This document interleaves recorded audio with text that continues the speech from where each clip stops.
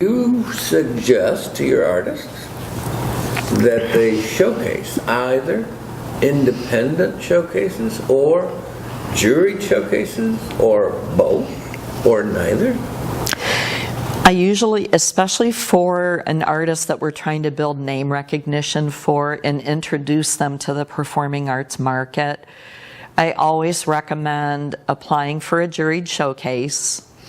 If that doesn't work, if they're not selected, I always recommend an independent showcase.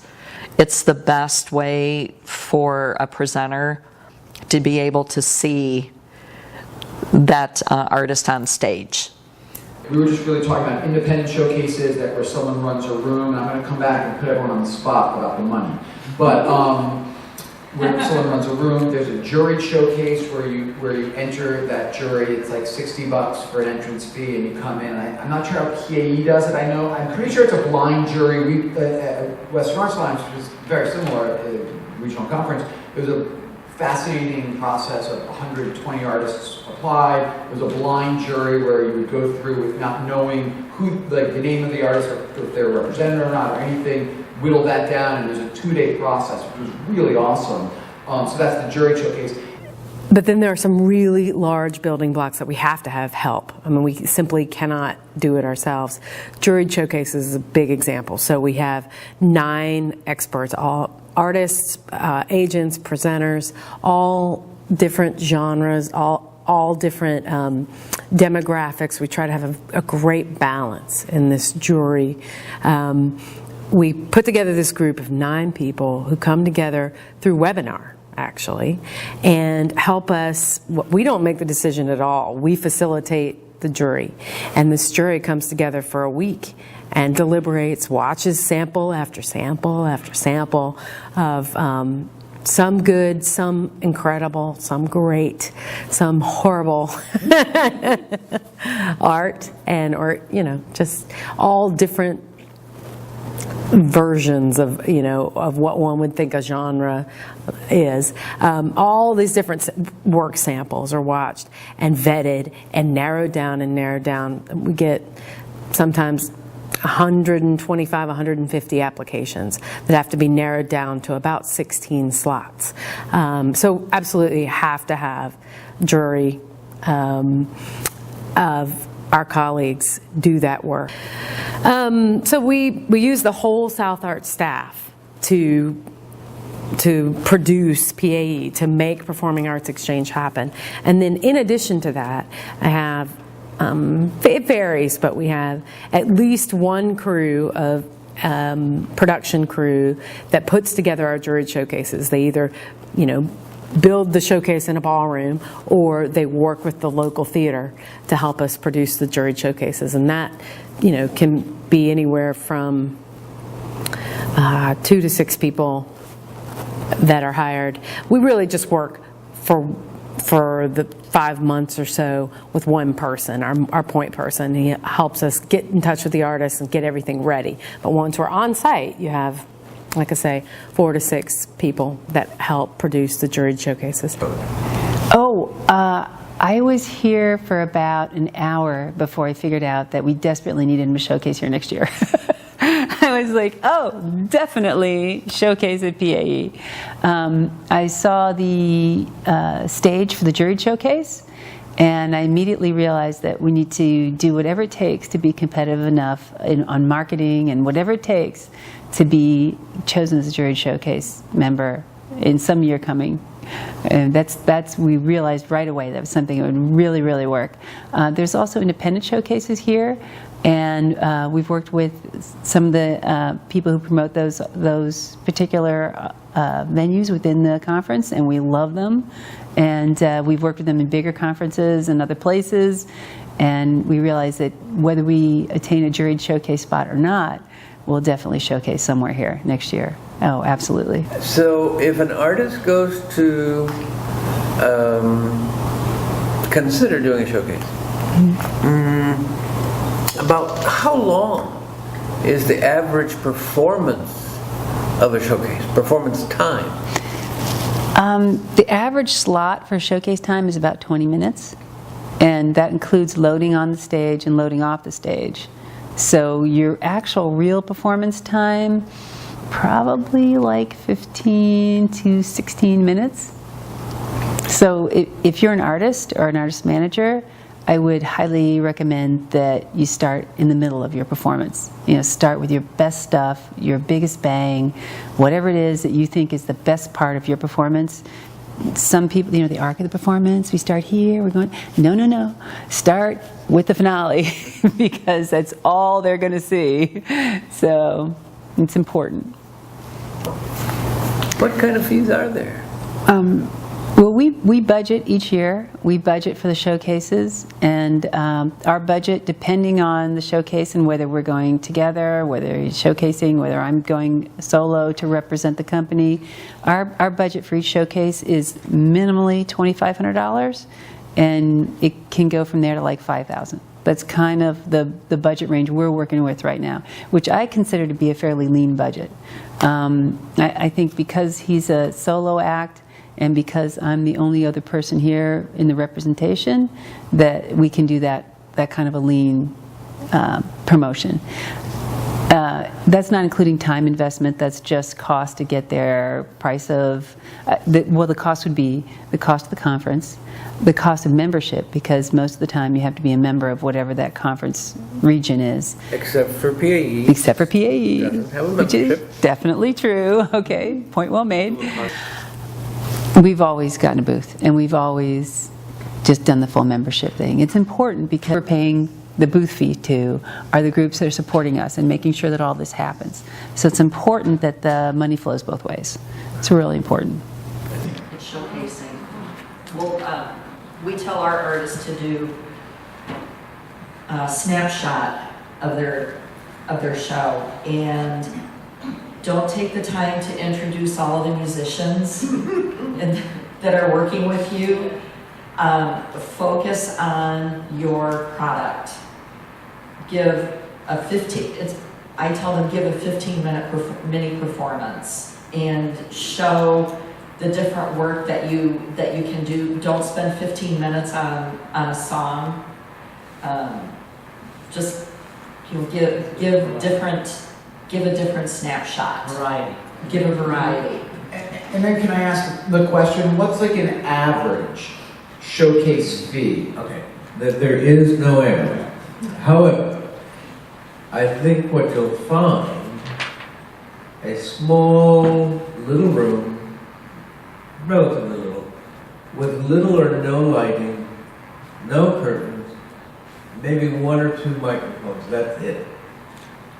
They may be going around $5, somewhere in there.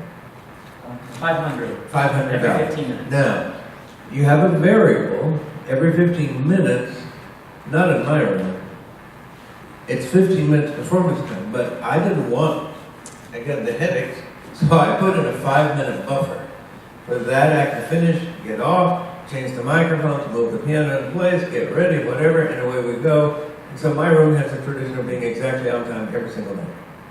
If you only have 15 minutes, and think about it, 15 minutes, you've got to move all the stuff and reset the next room, and somebody's either going to be late or you're going to get 10 minutes. 12 minutes. Yeah, I think it's slow. Yeah. So the big rooms are going $1,500 to $2,000 for the 20-minute segment, which is only 15 minutes performance, because more and more are adopting my little model. That's a good model. That's what I used. Yeah. A kind of an average, let's say, middle to large room is probably going to be running around $945, $950, $975, $9, somewhere in that ballpark. I ran a room at APAC for more than 2 years, Yeah. but I've given that room up. Yes, and I always tried to do our room because we were the vocal room, because I represent a lot of artists that have been on Broadway, so we were viewed as the vocal room and made sure that we had a wonderful. I brought a Steinway in, and that room was. I tried to do it on almost a break even. And our slots were around $850 for a 15-minute performance with a 5-minute buffer. And our room usually ran within a minute or two of the schedule. But there are so many variables at APAP. We had to deal with the unions. We had to deal with insurance. And they wanted a significant amount of money up front. When you go to contract with that room, you pay for it. So It's a full-time job. it became a full-time job. Have you ever showcased at one of these conferences? Yes, often. We are not showcasing this conference this year, but last year we had a Juried showcase in Baltimore. And in years prior have done the independent showcases here with our smaller show, I've Got a Little Twist, which has 6 singers and a piano in it. And have always experienced good results from showcasing. So I'm a big promoter. My name is Michelle Van Huss. I am the Director of Touring University Initiatives for Dayton Contemporary Dance Company. We are a contemporary repertory company based out of Dayton, Ohio. We are rooted in the African American experience, and so we're committed to not only exceptional art on the stage, but educational opportunities in the classroom as well, and engaging people in the educational component of dance. We did do a showcase at South Arts this year, and I personally am new to being a booking representative for a dance company, so this was the first time that I have been in charge of putting one together. We've been to other booking conferences where we didn't showcase, so it's been interesting, the different experience overall between not showcasing and showcasing, and just exploring the different options that went into doing a showcase, whether to make the decision to rent a space from somebody, essentially rent a slot, or the decision of hosting our own. So it was definitely a good benefit to have the showcase. It's a financial commitment, it's a time commitment, but I think it was worth it because the next day I had a lot of people dropping by our booth in the marketplace, just saying that they had dropped in, they accidentally fell into the room essentially because they were just walking by. Some people meant to be here. Some people wanted to be here, didn't make it, but heard from somebody else over breakfast about it, so they wanted more information. So it just definitely goes into the more people hear your name, the more interested they become in you. So definitely, it was a good experience overall to not only do it, but then to see the effect of it too. The conferences are a very valuable tool, but you have to go into them with your eyes open. Preparing for them is paramount. You have to, although, as I'm sure has been mentioned by others, these presenters are inundated with an insane amount of information coming into the conferences, but reaching out and having proper expectations. Showcasing is good, that helps. The idea is to become an established part of the industry, of the marketplace, where people recognize who you are. Showcasing, sending materials, but doing it properly, making sure that you're not being over aggressive. It's good to be aggressive and to reach out, but you need to know when to pull it back and when to let nature take its course. Right, the first time I came, I set up a booth and I figured if I'm going to spend the money, I'm going to do it right and do the booth, showcase, the whole works. Because I feel like that's the best way to invest in the conference. And what do you do, and have you evolved into doing, prior to getting here, to make the conference the most profitable or successful for you? Talking about marketing? Any marketing, email blast? Sure, yeah. Well, I send out postcards. I send out 2 batches of postcards, probably maybe a couple weeks apart, to the presenters, and I also do email blasts. I do about a couple email blasts, listing showcase times with photos, and I'll try to make it as easy for them as possible. Try to use a catchy subject line so they open the email, and then I also try to, if I have time, research the presenters ahead of time and just check up a little bit. What I do basically is if I send out the email blast and I see that there's a way you can check to see who clicked on what, then I zero in on those presenters and maybe contact them before the conference and see if they'd like to meet with me based on their interests. I think showcasing is important because it's the only way the presenter has of really seeing what your show looks like. You can talk to them. I have gotten gigs, I should mention, I have gotten shows before out of Arts Midwest with the presenter not even coming to the showcase. You know, and they come to the booth and they say, oh, I love what you do, let me go talk to my board, and then boom. But I think for the majority, they like to see what you do, and so I think showcasing really gives them that opportunity, and you can connect with them, and you know, it's like connecting with your audience. Then they can take that information back and say, I saw this person, this is what they do, and that looks better, I think, on your booking chances.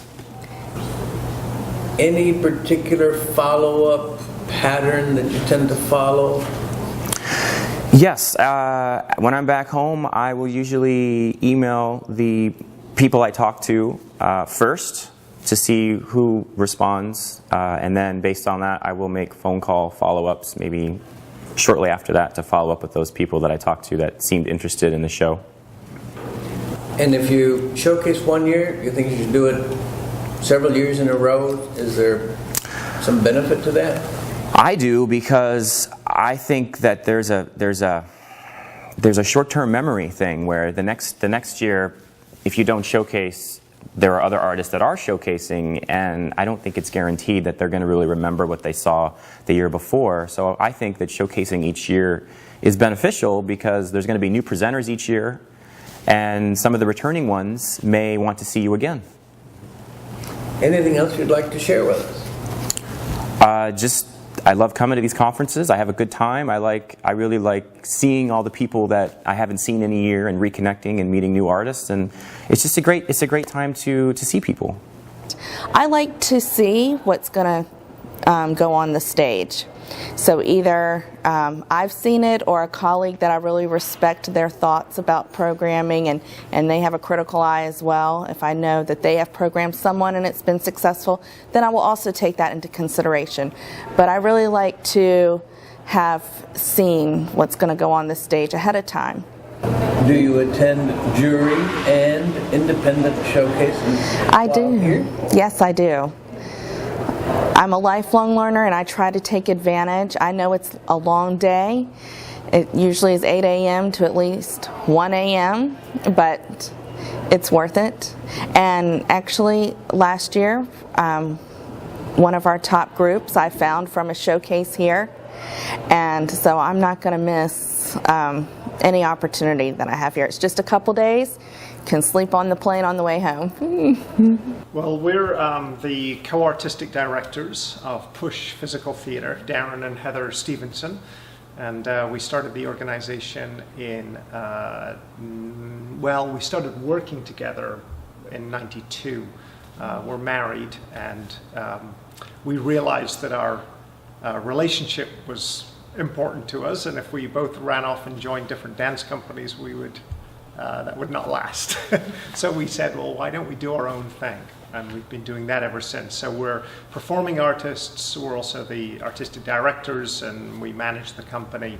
And there are 5 performers altogether, and our very capable technical director as well. You mean to tell me they can convert one of these empty conference rooms Yes. into a stage with all that stuff? Yeah. Yeah. Sure. As you know, as a touring company, we stay in a lot of hotels, and we see the insides of lots and lots of conference rooms. What's amazing about coming to PAE is walking in to what appears to be a theater. It's really amazing. We're able to get most of the lighting effects that we need in a room that is not a theater. The sound is always perfect. We're in Crandall's room at this PAE, and what's amazing is that we have a show that on the road we need to be in the theater for several hours to get everything dialed in and ready for a performance. And here they're able to condense that time into about an hour, and we're able to get enough done that we can perform a 15-minute or 20-minute showcase. Yeah, it's great. I'm always amazed that they pull it off.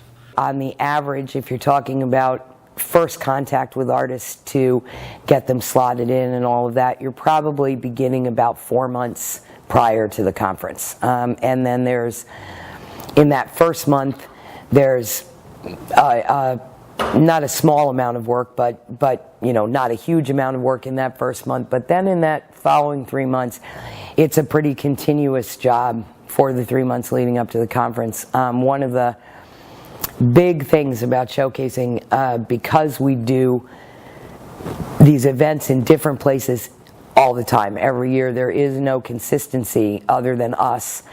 What we have learned is that the advance is probably the most key thing. The prep going into the showcase is probably the most key thing.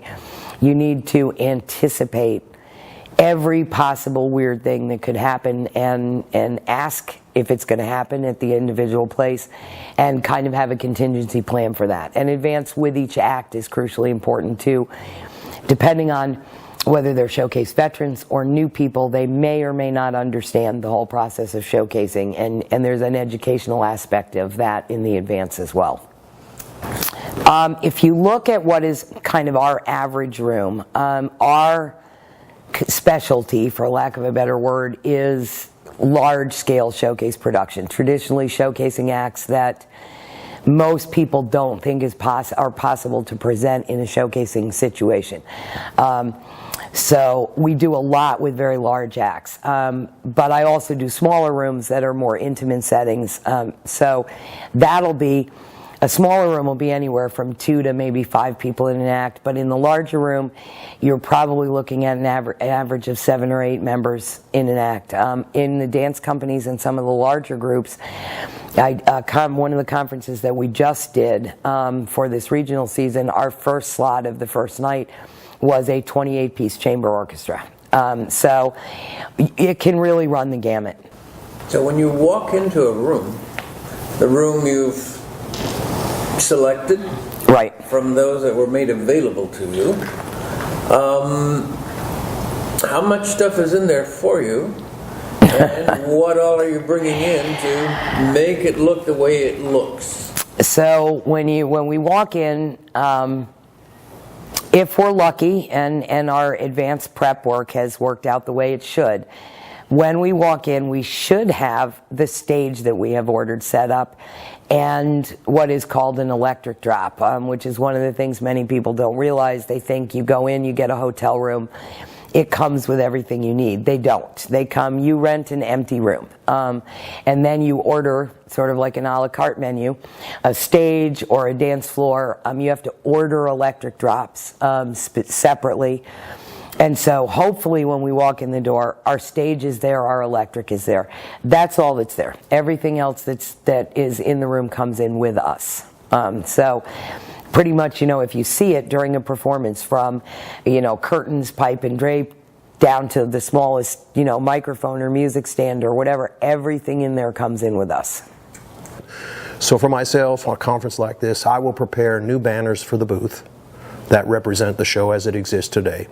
I will prepare postcards that are full press kits, color on the front, black and white on the back, that have press quotes, that have photos from the shows, that have contact information, everything one would need to walk away holding in their hand to be able to make a decision to book our show. The whole point of a conference like this for an artist like myself is sales, is booking the show. So all my preparation is based on building tools that will help me to sell the show. What's your length of day like when you come to one of these conferences, especially if you've got artists performing at night for your showcases? It's all day, all night, Mary Ann. Yeah, 8 in the morning till 1 o'clock, 2 o'clock at night. Yeah. Because we get up, we have meetings, sometimes breakfast meetings, then we have booth time, and then we're busy all day, drinks in the lounge, we drink dinner with clients, or passing out showcase, please come to the showcase, please come to the showcase, standing outside the room where the showcase is going on, making sure that your artists are happy, making sure that they brought their banner. I mean, so it's, and some of them don't start, and then the last showcase is starting at 11:55. Oops, They had sound problems that get pushed back to 12:35. Please don't leave the room. They're going to be starting momentarily. Please stay here. I'm sorry, I have to go. Please stay here. I'm going to put a padlock on the door and not let you out. And so we're there till 1:30 in the morning. So it's grueling. It's a marathon. Do you attend any showcases? Absolutely, we do attend showcases. We enjoy the showcase. We look forward to them. Of course, we do pick and choose what would be valuable to us. And after we've got that completed, then we have our favorites also that we like to hear and see. Then, in addition to the marketplace, which I try to maximize, we have both the juried and the independent showcases, and every year I try to find a wild card. That's I look for something that I normally wouldn't present, and I try to find something that's out of my comfort zone or out of sort of our usual MO, and almost every year I find something that ends up on the next season or two. We have made colleagues, friends, peers here at these conferences as performers ourselves that we get to see again and again at different conferences or at different showcases through the year. And we really enjoy seeing people that are in our field, and we encourage them and they encourage us, and we watch each other's shows. So as far as a social aspect, we actually are very encouraged when we come to these showcases and are able to meet people that do what we do, which is a very small group of people. So we feel very supported here at PAE. What many of the conference attendees may not realize is that next to the ballroom that the showcase is happening, there's a little ballroom, and that's our green room, and all of the performers share that. And so we have some wonderful conversations, meet artists that, you know, on the road, you're the show. So when you're touring in a place, you're you're the thing. But when you're here, everybody's together. And so we've had some really magical moments in the days before we perform. But my first entertainment manager said, "Steve, remember, it's called, the music business." And he says, it's a business. It's the business of music. And if you don't grasp the business part of this, you're going to have a really tough time. It's very critical that you really grasp the full meaning and what that really is like when it plays out in your life, that you have to really maybe 70% of your time has to be dedicated to the business side of music. You're the artist, but an artist stuck in a room somewhere with nobody caring or knowing is just an unknown person. And you have to, a great line that I was told by a guy who's a big-time agent in New York City said, "If you don't appear, you disappear." And there are so many layers of meaning to that. And so as an artist, you have to find a way to get out there, to be seen. And when people see you, it leads to other engagements, and you create a buzz and a momentum. And perhaps an occasional showcase or two. Exactly, yeah. And I've found the showcases to be mostly very beneficial. There are times when, you pick the night when there's an ice storm, or there's something going on, like the debates, and you're not sure. But as I say, you usually find out a year or two later that, oh yeah, I saw you. And you had no idea that there was someone in the dark who was making notes and said, "I like that, but it's going to be a little while till I can put them into the rotation." So it's a waiting game. You plant seeds now, and if you plant the right seeds and you produce a good product, back to that whole business concept, then they will come.